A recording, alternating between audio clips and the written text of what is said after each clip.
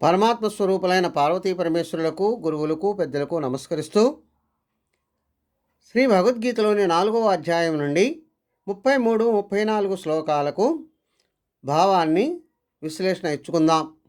దానిలో ఏమని చెబుతున్నాయంటే, శ్రేయాన్ ద్రవ్యమయాత్ జగ్నాత్ జ్ఞానయజ్ఞః పరంతపః సర్వం కర్మాభిలంబార్థ జ్ఞానే పరిసమాప్యతే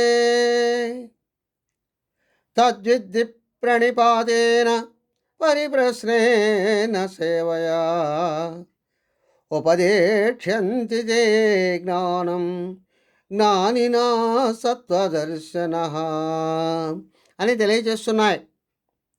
అంటే సాధకుడైనటువంటి అర్జునునకు శ్రీకృష్ణ పరమాత్మ ఈ విధంగా చెప్తున్నాడు. యజ్ఞం చెయ్యాలి అంటే నెయ్యి కావాలి, సమిధలు కావాలి, పూజా ద్రవ్యాలతో అన్నీ కావాలి. వీటన్నిటితో చేసే యజ్ఞాల కంటే జ్ఞానరూపమైనటువంటి యజ్ఞమే శ్రేష్టము. ఎందుకంటే కర్మలన్నీ ఆ జ్ఞానములో అంతర్భాగం అవుతూ ఉన్నాయి కనుక. కాబట్టి జ్ఞానయజ్ఞం చెయ్యాలి అని. మరి అలా చెయ్యాలి అంటే ఏదో తెలుసుకోవాలి. ఆ తెలుసుకోవాలి అనుకున్నప్పుడు పెద్దలైన గురువుల దగ్గరకు వెళ్ళాలి. సాష్టాంగ వందనాలు చేయటము ద్వారా, వినయ విధేయతలతో ఉండటము ద్వారా, వారిని సమయాన్ని బట్టి అనుకూలంగా ప్రశ్నించటము ద్వారాను, వారికి సేవ చేయటము ద్వారాను ఆ బ్రహ్మజ్ఞానాన్ని గూర్చి తెలుసుకోవాలి.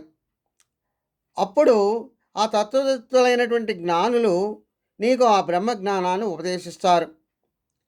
అలా ఉపదేశిస్తే దాన్ని నువ్వు ఆచరించడం వల్ల నీ గతంలో ఉన్నటువంటి కర్మలన్నీ పోయి నీకు మంచి జరుగుతుంది, బ్రహ్మజ్ఞానం అబ్బుతుంది అని తెలియజేస్తుంది. స్వస్తి. సర్వే జనా సుఖినో భవంతు. ఓం శాంతి శాంతి శాంతి.